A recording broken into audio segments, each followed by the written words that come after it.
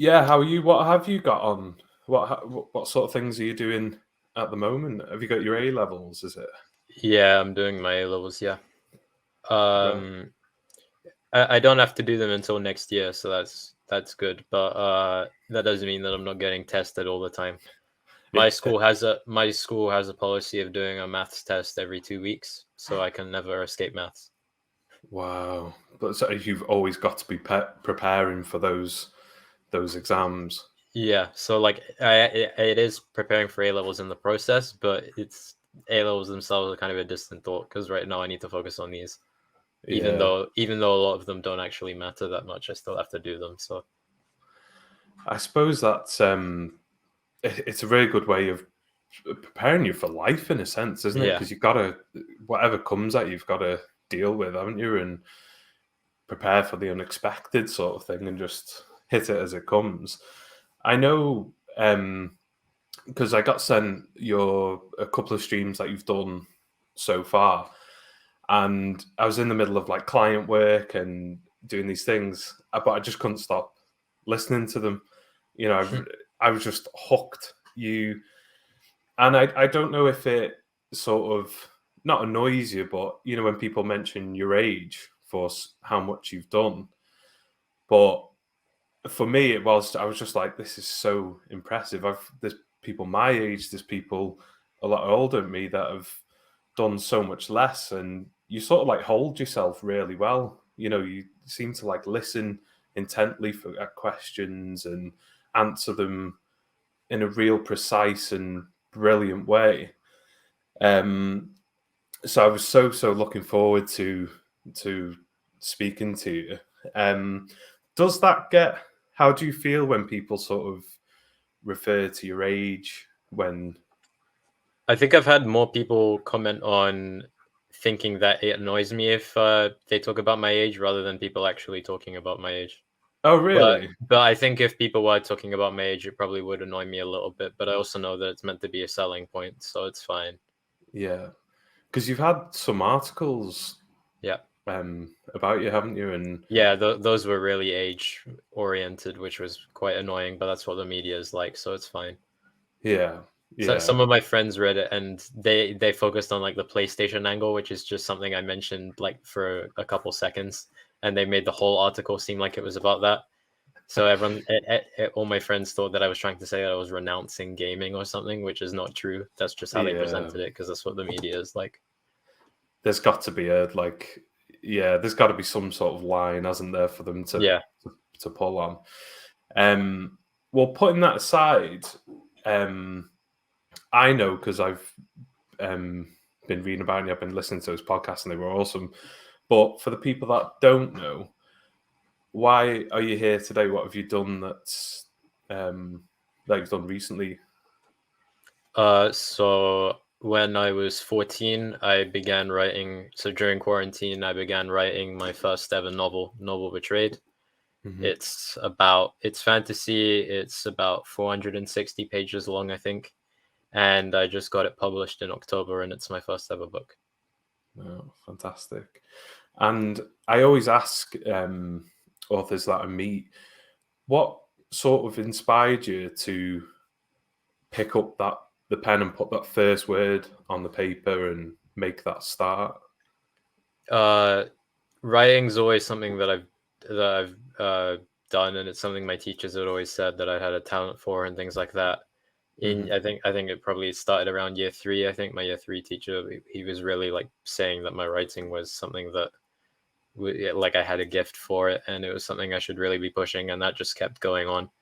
Then I get to Yeah, secondary school, and there's less of a focus on being creative, but it is still writing, and it's more of a focus on like making sure you use metaphors and similes and things like that. So I get trained in that aspect of writing as well as just the creative side mm-hmm. with how the GCSEs are structured and everything. And then because of quarantine, I thought it was the perfect opportunity to actually start a big project. I wrote what is now the prologue, intending it to just be a short story. And then I changed my mind and decided, you know what, I could make a whole world out of this. And that's what I ended up doing. Wow, fantastic. And was it because that's a huge it's a massive book for your Yeah. first book. How did you find sort of that whole process, of you've got this in your head, you've got all this story, these plots, these things.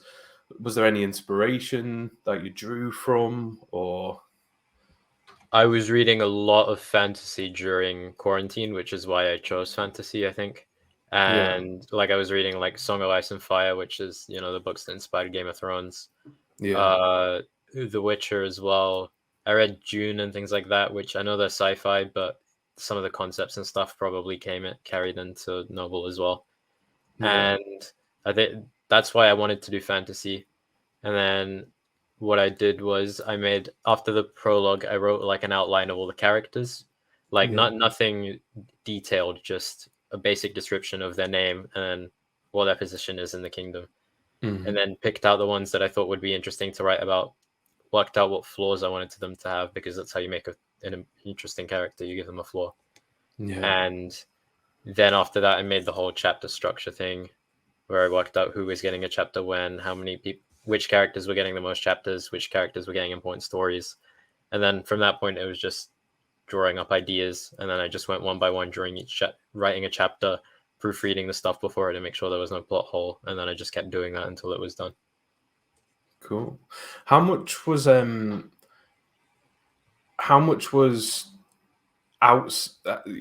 influence in, because again, having that sort of structure to be able to sit down. I spoke to a historical fiction author who's the first episode for this podcast, Adam, and he does historical fiction, but he said fantasy authors, it's even more explosive, it's even more crazy because they have to create from nothing.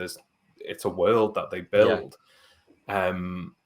So getting all that structure together, like you said, with the characters and the world building, which did you start with first? What made sense to you to start with? I went with the characters because the thing with my world is, because it's not really low fantasy, it's kind of on the border of low and high fantasy, in that it does have like magic and like mythological creatures and things like that, but in very low doses. They aren't like constantly there. There are a lot of chapters that go by without mentioning anything that is stereotypical fantasy. It's more focused on humans. Yeah. And so I focused on the characters first because it was a very human-oriented fantasy story that I wanted to write. And the world building came while I was writing the chapters. The setting in my book it's just called the Great Kingdom, which there is a reason why it's named that, but it does have laws relating to it. It does have like locations and things like that are all like interesting to read about. So it does have world building, but I didn't focus on it as much as characters because of the type of story that I was writing. Yeah. And for the world building, have you done, I don't know, the inspiration for the actual world building side? Have you done much traveling, like holidays and things, or do you get your inspiration from? I know that's the worst question to ask an author. Where do you get your inspiration from? It's like, well, plumbing it. But is there anything specific with the actual building? I mean, I do a lot of traveling, but I don't think any of the areas that I went to would have particularly inspired mine because I haven't really been to many like rural areas or anything. Yeah. Like every summer, because I'm Spanish, I just go to the south of Spain, but that's the complete opposite. It's really sunny and there's beaches and things like that. So it's the opposite. Oh, nice. Because you live in London now, but have you got family? Yeah. Family out in Spain. Oh, I would absolutely love that. My like family that live near me are like an hour away. That's like the furthest they're away. I'm like, oh God, I wish you could move to Australia or somewhere cool. And so that I have family in like America and everything, but we just go to Spain every year. Oh wow! Oh, fantastic! Cool. I noticed from the other interviews you did as well that you had quite strong views on self-publishing versus sort of traditional publishing, and I was kind of waiting for a bit where I was going to disagree with you, and I just didn't. But I think your message, I suppose I'll ask you, sort of about how you found self-publishing, and what's your sort of thoughts on self-publishing versus traditional publishing? I think both of them are fine. I don't think it really makes that much of a difference unless you're not willing to put a ton of work into publicizing your book and things like that and doing all the steps yourself. But I think that if you've just written your own, like, what you might probably will consider a masterpiece, and you want to get it out there, so why wouldn't you put all that determination into it? So if you're struggling with finding a traditional publisher, you might as well just self-publish and do everything yourself. Because if you love what you've written, then you will have the determination to carry everything out to make sure that it gets the success it deserves. Yeah, absolutely. And many won't. I think that's a testament to you, because a lot of people just want it all here and now, and Yeah. that's why your messages, because I'm a massive fan of self-publishing. The author I spoke to, Adam, he's both traditional published and self-published. He's done both sides. There was upsides of traditional publishing. Obviously, you get paid in advance.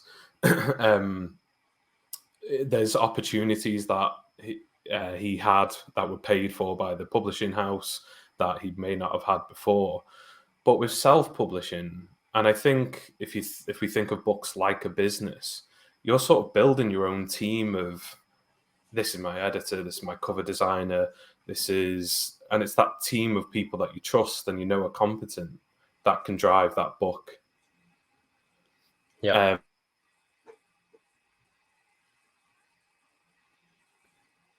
Oh, I lost you there. Are you okay?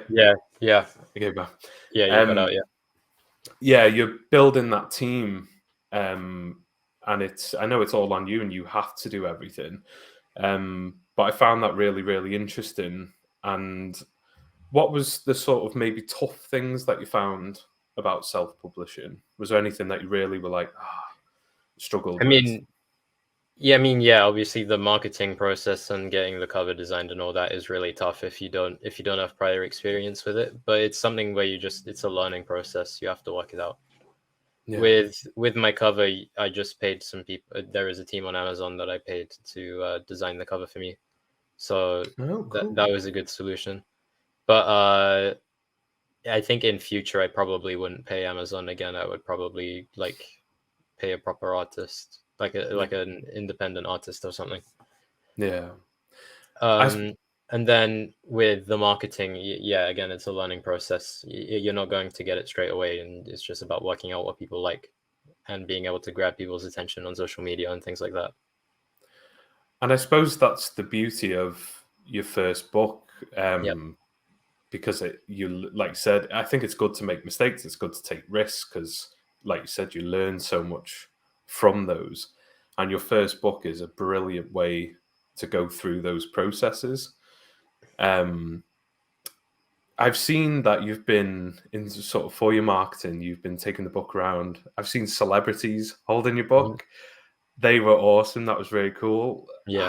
How did you get close, so close and in that? I think they're just a lot more accepting of the fact that I'm a kid holding a book that they know isn't it's not like something that they've written or is associated with them. Yeah. So they know that it's not someone getting a signature or something. So I think that just makes people more accepting. Yeah. And they took the book as well, didn't they? They took them, and you signed copies of those books as well. Yeah, they did, yeah. Oh, cool. And I saw that you were at a literary event as well. And the AIM Literary Festival. I spoke for probably around 5 minutes about empowering youth and in writing and talking about my book and things like that. Mm-hmm. And I had a really good response from the crowd there. People were clapping for me and all that, and a lot of people came after and commended me on how well my speech went. Yeah, it was brilliant. I saw a snippet. The ending, yeah, it's fantastic. I think that's a real sort of testimony to you, because you're a very good public speaker. You're very articulate.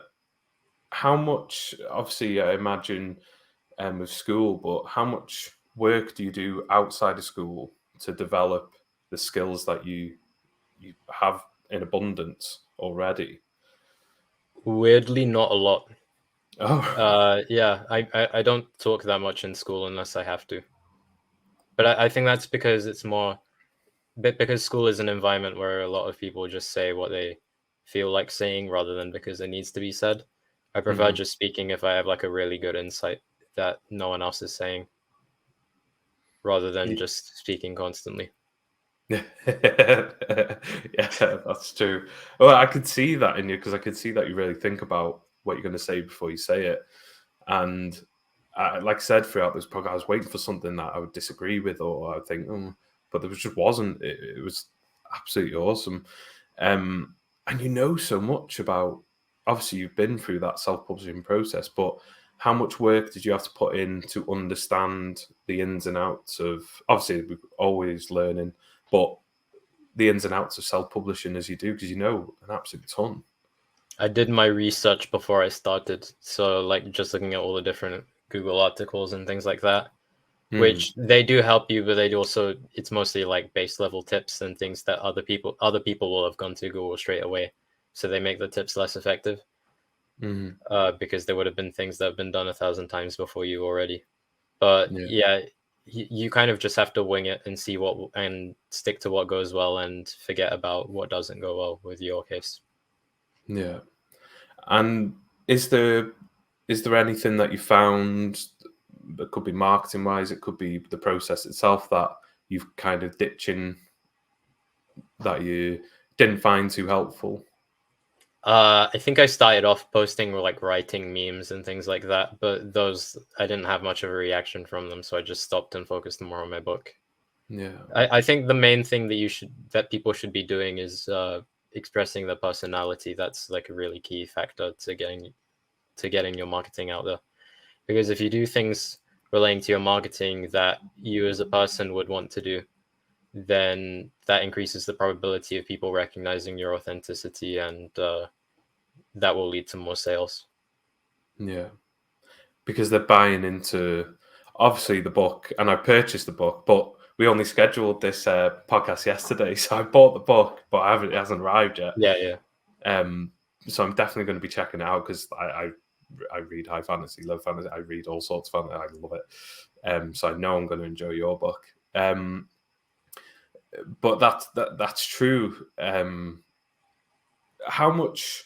Because you seem like you've executed a lot, and I feel like sometimes too much planning can stop you. You know, if you had this idea for the book and you started to think, oh, well, if I did that, then it might not work. And if I start writing, then people might think, there's a lot of outside pressure sometimes. And I think just executing something, just doing it is far better than, worrying about what could be. Um, how did does school know about this journey that you've been on? Yeah, they do, yeah. Cool. I when it came out, I think I emailed every teacher that I've had in the school, like that was still at the school, and I Yeah. think around 20 of them have bought it now, something along those lines.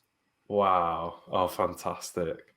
And they've been putting it in newsletters and everything, so everyone is aware of it. Yeah, I even had a year 7 one point notice me and ask me if I was the author, which that was interesting. Yeah. How did that feel?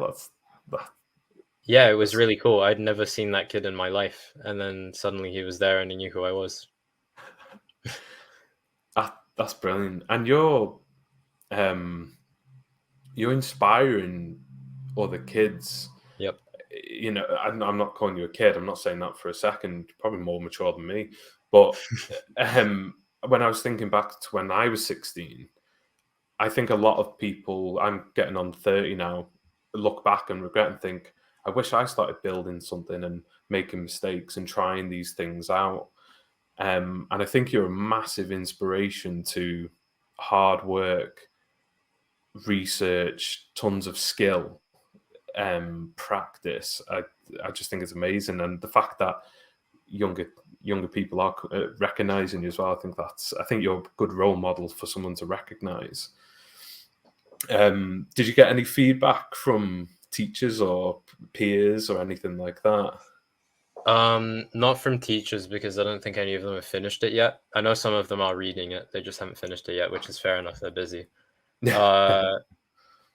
My friends have been reading it, and yeah, I've been getting good feedback. But even better feedback on what I'm currently writing, which I guess I can talk about later if you'd rather talk about a different project at the end. Yeah, cool. Have Okay. you got are you thinking of a second book? Is this going to be a trilogy or Yeah, duology or? it's going to be a trilogy, and then there's also going to be a spin-off, which it revolves around a group of characters who are important to the third book, but I didn't want to spend a huge chunk of the third book talking about just them. So I've split it off into a spin-off, and that's what I'm going to do in between 2 and 3.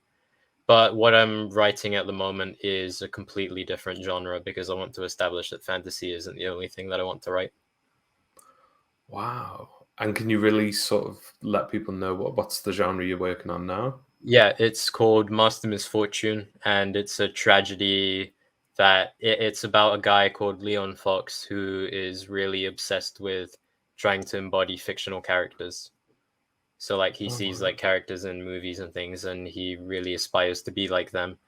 But it leeches too much into his life with things like when he's talking to women and things like that. And it ends up resulting in his downfall, as well as the downfall of a lot of people close to him. Oh wow, that's an interesting concept as well, because I think that's quite a big thing that I think of, like influences and people, that, and sometimes people can mimic, can't they, what they want, they think Yeah, they want it's to not be. always healthy, No, especially these days. It's not always healthy. no. Well, I think your achievements so far, and I know you've got many more to come, are a testament to just being yourself. Absolutely. So I know you read a lot of fantasy, but do you read other genres as well then? Yep. I literally just today, I just started reading Gone by Michael Grant. Oh, right. And I may have made a giant list of like classics I want to read and things like that I've never had the chance to read. So like 1984 is at the top of my list. It's one of those ones where I've read a lot of extracts, but I've never read the whole thing. Right. And that's I saw somewhere the other day that an editor was wanting to read like 50 books this year. I thought that doesn't sound a lot, but when you get into the thick of them and if you're enjoying them and taking your time, it's quite hard to cram everything that you want to read in. It depends on your workload as well. Yeah, absolutely. Yeah. Where are you? How do you plan time for everything that's going on in your life?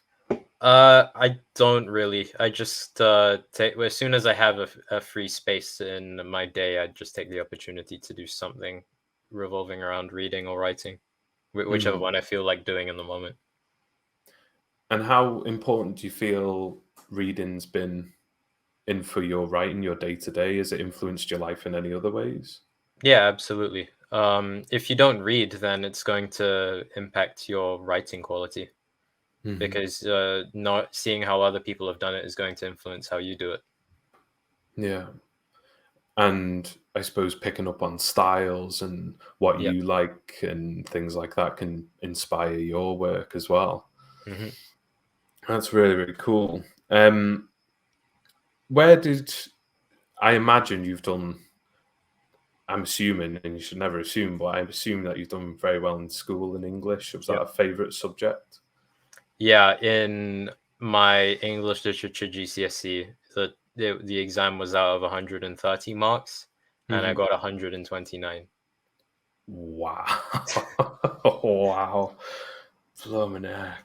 So yeah, I did really well in English. Yeah, Wow. and I'm And doing it for A level as well, like literature. oh, cool. I suppose do you get given certain texts that you have to read and books that you have to study? Yeah, so I'm doing Othello, Great Gatsby, Great Gatsby. Handmaid's Tale. I'm gonna do next year. Streetcar Named Desire, Yeah. and The Bloody Chamber. That's the fifth one. Yeah. Oh, cool. And do you really have to sort of dissect sort of go into great detail dissecting the books and all that studying. Don't worry about the phone call. It's okay. It's okay. I'm surprised my dog hasn't started barking, so it's okay. Yeah, it is. What would you say is your favorite sort of topic in school? In English or just in general? I suppose in general, what if there's one that really stood out? Yeah, that's not something I've ever thought about before, actually. Let me think. I guess just anything that makes me think critically about something. Like one of the careers that I've considered pursuing is law, and that's because one of the main things that they push with law is criticizing the law. Yeah, And like how it works as a system and things like that, because the UK system is very different to other countries' systems. And yeah, I really enjoy being taught to criticize things that we've been reinforced to think, I guess. yeah. I think to do something like create your own content in whatever it may, you kind of have to question all the time, don't you? You have to look and problem solve and think differently to the status quo or any other. You know, you have to, like I said, look at it critically and break it all down. Yeah, yeah, that's really interesting. Did how are you sort of? Because I imagine you like problem solving. If I put a challenge in front of you, is that something you like to overcome and think and find out? Yep, the other two A levels that I'm doing are maths and computer science, which are both very, very problem-solving related subjects. So yeah. And how do you feel that, like that type of work that you're doing for your education, has that had an influence of overcoming problems and issues that have come up with writing your own book and publishing your own book? Yeah, I think it's changed my problem-solving strategy, and I think it still applies with how I write books. Mm-hmm.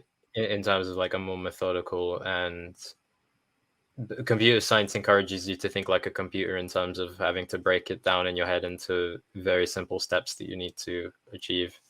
And yeah, that's my mindset at this point. Yeah. And where do you see your? I know it's such a big question, but and I still don't know. Like I'm 30 and I'm still doing this, that, and trying and doing all sorts of different things. Like this podcast is something completely new. I'm trying and I want to because I'm just interested. Yeah. But have you got a sort of plan or anything for your career and how you see things going? I'm either going to do a law degree or I'm going to do a different degree like computer science or something and then convert to law. But yeah, I'm gonna pick a different career and then do writing in the meantime, I think. Keep writing throughout Yeah. that process. Do you find it quite enjoyable writing, or is there some days where you get to the computer or to your pad and you think, oh, I'm going to have to push myself to do this? Yeah, absolutely. But if you're not in the mood to write, then you just shouldn't write. You should like do something else, and then when you finally get into the writing mindset, go back. Yeah. If you're not in the mood to write, then all that means you're going to be doing is when you are in the mood, you're going to notice that it's not to its best quality, and you're going to spend the whole time correcting it rather than expanding on it. Mm-hmm. Yeah. So I think it's better to just wait until you're in the right mindset. And in the moments, you know, where you just need to get away, do something else, what sort of hobbies and other things are you interested in? Music, like I have a piano and I have a guitar as well. Oh, wow. I do programming obviously as part of my computer science A level. Yeah. Play games, reading, as I've mentioned already. Yeah. Yeah, that's all I can think of. Yeah. That's incredible. That's really, really cool. So yeah, so you're writing book 2. Are you writing book 2 right now, currently? Yeah. Yeah. And About is that 100 going? pages in, yeah. Oh wow. Oh cool. So you're sailing through that one as well. Yeah, I've just put it on hold at the moment in favor of Master Misfortune, but I'll go back to it later. Oh, fantastic! How do you find that? Because I don't know if you know, but my day job's I'm a graphic designer for a company, and then I'm a book cover designer in my evenings, and that's my side hustle business. So I speak to a lot of authors that have multiple projects on the go. How have you found dipping in? Do you find that one gives you a break, and the other one, when you feel inspired to write? Yeah, I do like dipping in and out. I did do that at the beginning, I think. But that was more when Master Misfortune was still in its planning stage, I think. When I got to the point of actually writing it, I decided that it was best to focus on it because I wanted to prove that fantasy isn't the only thing I want to do. So it made more sense to me to write something different and then go back to fantasy and then finish novel. Like I'll probably do all of them sequentially after the Master Misfortune is done. Yeah. Is there a particular genre that you haven't really read much about or done any writing in that you would like to explore? I haven't tried writing a dystopia yet, but I really like dystopia, so I will probably get around to that at some point. Oh, But then I'll be also there. maybe also like a crime thing or something, or something involving gangs, maybe like a Breaking Bad style thing. Oh, cool. I'll be there for both of them. I'll be hovering over the Amazon buy button when you write those books, for sure. I was thinking as well. Again, I don't want to speak too much about your age, but how instrumental has the support been from your parents in following this sort of Very, dream? very. My mom was proofreading every single. She was the first proofreader for every single chapter that I wrote of Noble and Master Misfortune as well. Yeah. But with Master Misfortune, I'm getting a lot more beta readers as well to get a more balanced opinion. But that doesn't mean that she's not still a great assistant. Yeah. And then my dad is helping with like the celebrity side of things and finding the right opportunities and stuff like that, and reaching out to connections and things like that. So that's also really helpful.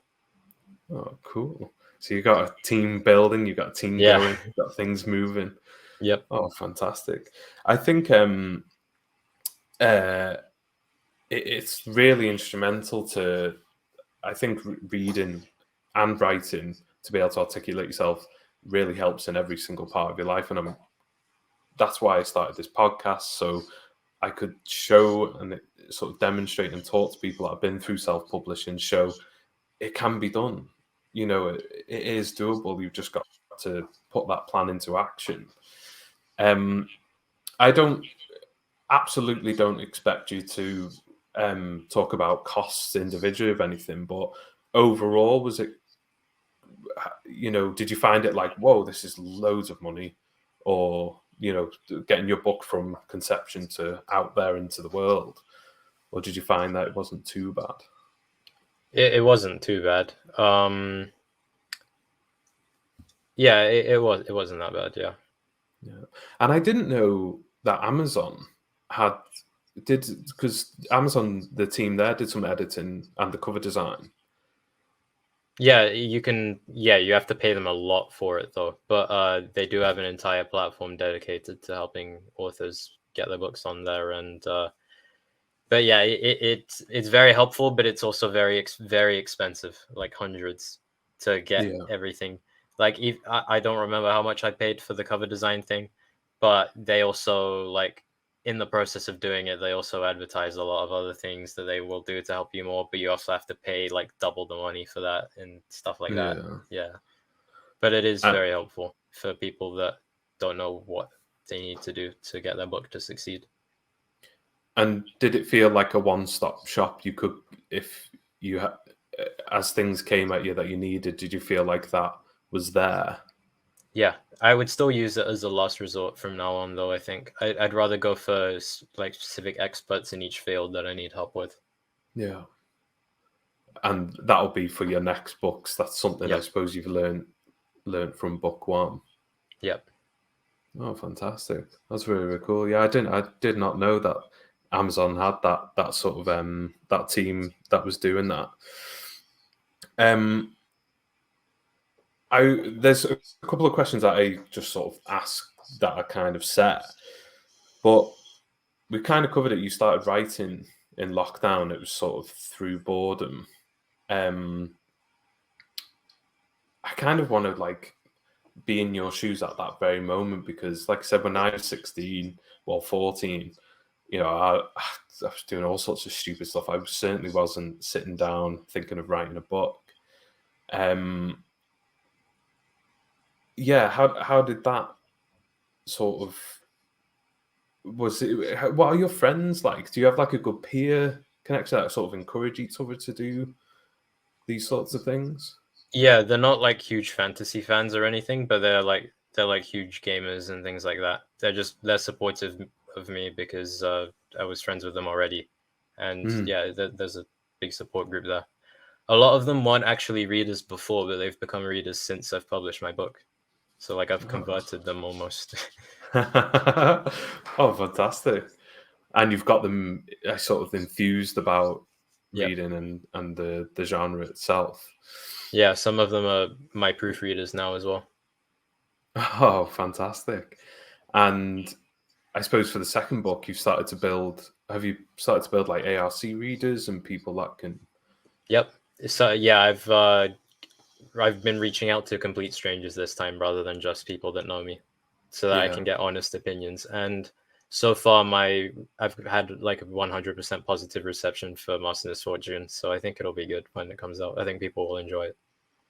Do you have a planned date of that to be published? It's not going to be as long as Noble, so I think it'll probably be out by the end of the year, but we'll see. Yeah. Oh, cool. And sort of getting feedback. Again, I think when we're younger, we can sometimes be sheltered from getting honest feedback about our work. How do you take sort of criticism and feedback? How do you sort of angle that? If the book isn't out yet, I take the feedback and I instantly do whatever I can to improve it so that the feedback is no longer relevant. Yeah. And then with Noble, I just take it, and if there is any criticism, I just take it and plan on making sure I don't do that for the next book. That's it. Yeah. And I would say as well, how instrumental do you think that reviews and feedback have been for you on this journey with Noble Betrayed? Very. And I think they're going to have a big influence on how I write in the future. And yeah, it's probably shifted my writing style a lot. Mm-hmm. I remember some people complained that Noble Betrayed is a little over descriptive. Like I spend too much time describing like what a castle looks like or something. So I'm trying to do a lot less of that in Master Misfortune and try to be more innovative rather than just spending ages describing something unless it's important. Mm-hmm. Yeah. And it's like a fine line to walk, isn't it, with that? Because I saw a post just today saying that this book hasn't described any of the characters, what they look like, or buildings yet. Is that bad? It's a real fine line, isn't it, to sort of tread? It's fine, but I would only do intense description if the thing that you were describing was really relevant to the story, or if your description has some kind of significance to it. Yeah. Like if you're using if you're like using a semantic field or a metaphor or something that foreshadows something, like those kinds of things, you might as well just do an intense description because it forces people to make sure that they realize that this is important. Yeah. It's like putting a label on whatever you're describing, saying this is important. Mm-hmm. And there's a meaning behind, if he smells something, what is that smell, and why, what's going to happen with that smell, and things like that. Mm-hmm. Oh, that's fantastic. How, for like the self-publishing process, because like I said, it's so much, it's incredible. What's been the hardest thing that you found? What's really been difficult, do you feel? In the publishing process, in terms of writing the book, the biggest struggle is getting from A to B, like the filler in between. Like, when you have like a starting point and then an ending point in mind, but then you can't just go straight from there from A to B, you have to write stuff in between. That can be really hard sometimes. So it's about making sure that you make the filler interesting as well. Yeah. And then in terms of the publishing process, I think it's getting reviews. Getting reviews is really hard. There are a lot of people who have bought it, and I've asked them to please just review it. And people don't understand how to review, surprisingly. I thought it was a lot easier of a process than it apparently is, but I guess not. Oh, that people have said that it's actually quite a lengthy or difficult process. Yeah, they don't understand the process. Right. Okay. I suppose that's something interesting that we could educate, because that is a big thing for me. I've heard that recently. I think Amazon now as well, like you can just rate 5 stars and not leave a review. Yeah, which doesn't help them really. No, I don't feel like that. It's been quite warmly received, but I feel like having honest feedback, no matter the stars, I think having that there, it helps with the algorithm and it helps with you as an author progressing and for your next pieces of work. Amazon also does a program where if you get 20 reviews, they do some more publicization on their end for your book, and then even more so when you get to 50. So I just got to 20, so I'll get that first tier. But if I get to 50, then I get the top tier. So I'm hoping to get to 50 at some point. Yeah, absolutely. I urge absolutely everyone, if you buy the book and you enjoy the book, tell the author. Yep. We do it in restaurants. I enjoy the food. I tell the waiter, I tell the restaurant. Yeah, exactly. It's good feedback. Yeah, absolutely. That's really interesting, because I suppose if I think of like my parents, my mum is a massive reader, but I don't think she would really understand, turning on the internet is like, like she works Alien. at NASA. Yeah. So I think maybe, that's quite an interesting thing where we could educate people on. It's a very simple process to leave that review. I think that's something that we can look to do for sure. So what's next? How long have you got left for your A levels? I'm in the middle of year 12, so it ends around like my A level is going to be next May, June, July. Cool, fantastic. And if people want to pick up and buy your book, where can they? What platforms is the book available on? Yeah, it's solely available on Amazon, but every region of Amazon. So like even in like America, Australia, whatever.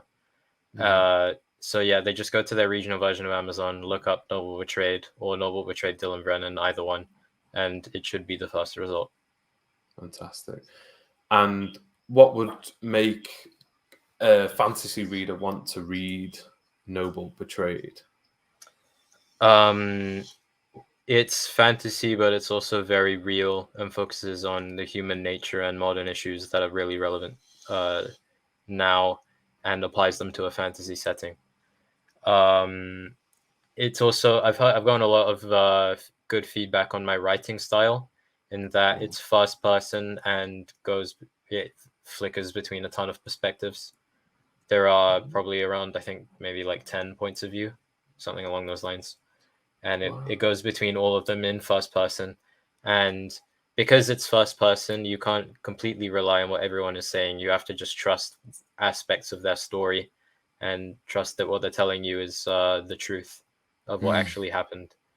Like there are some things where really like gory, well, not gory, but like horrifying things happen. But the description is sort of detached because it's reflecting the character's emotions. And it doesn't really reflect the horror because they aren't feeling horror. They're just feeling empty. Right. So yeah, sometimes that is a true reflection, isn't it? On like we could be witnessing. Yeah, I see. Like a death or something. But just because it is a horrifying thing doesn't mean that everyone would feel horrified when they're watching it. They might just feel like empty inside, or if it's from the perspective of the murderer, they might portray it as a good thing.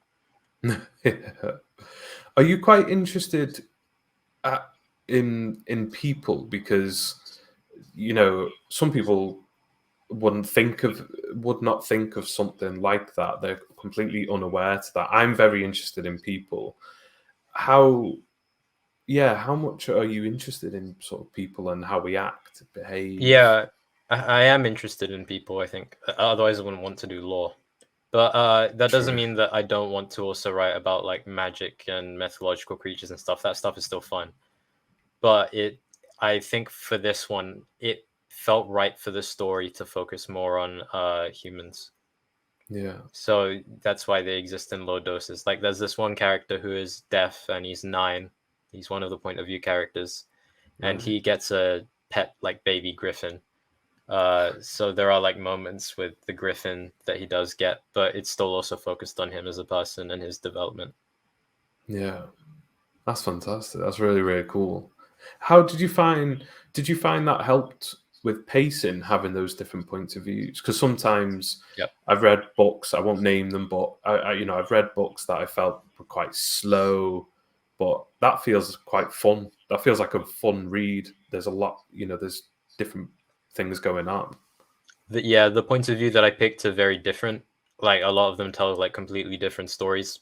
So when you get to a point where there's one story arc there's this one story arc that might not interest you at the moment, or you feel like it's dragging on, and then there are multiple points of view chipping into it, I'll then cut to something that is on the other side of the world telling a completely different story, just to make sure that you're still interested. That's very cool. It's quite like refreshing for the reader. Yeah. That's awesome. That's really, really cool. I think, like I've touched on your researching because I think do you read a lot of non-fiction? Do you read any non-fiction books? Yeah, right now it's mostly law-related books because I need to do supercurricular reading for like university applications and things like that. But yeah, I read nonfiction as well, yeah. Yeah. Have you read any books that have helped you with writing your own book and publishing that are non-fiction? Not any publishing related books, no. It's just been a But lot of research. in terms of like the fantasy setting and stuff, I was doing for my history GCSE, I was doing like Saxons and things like that. So I was learning a lot of history and learning what is historically accurate and what isn't and things like that. So there are a lot of references to things that I learned in history, like during the time that I was writing and stuff like that. But I don't think there were any specific non-fiction books that I remember reading. Yeah. When you were a kid, was you interested in? Have you always been interested in like fantasy and other worlds and things like that? Yeah, I grew up on like Lord of the Rings, Harry Potter, like, the classics. Yeah. Oh, fantastic! Cool. And have you read any of the Lord of the Rings books? Yeah, and I've Yeah. seen the movies as well. Yeah. Oh, yeah. How do you feel about? Because I think they've got another movie, haven't they, in the works now? They've announced there's a new Lord of the Rings Yeah, movie. I don't remember. I'm pretty sure I remember reading that it's not actually. It's something that they're making themselves, which that never goes down well. When it's not like following something that Tolkien has made, because he's the only one who truly knows his universe. I know he's dead now, but still, I don't think they're going to be able to honor the legacy of Tolkien. No, and how would that feel? Because I'm not an author. If someone stole a piece of my artwork, rehashed it, and sent it out, I'd feel quite. What if I took your book, your material, your thought, your original creation? How is that a standpoint that you're coming from as an author? How would that feel if your creation was took, turned, twisted, made differently? If it's made worse, I wouldn't care, because I think that's what it's the same perspective that everyone would have, which is what's happening with Lord of the Rings. In that a lot of people are noting that it's not as good as Tolkien's works, and they're saying that it's tarnishing Tolkien's legacy. But if it's like just as good and it's the same quality, like for example, like The Witcher 3, the game is a sort of sequel, but it has a really good plot that respects the source material, so everyone is fine with it.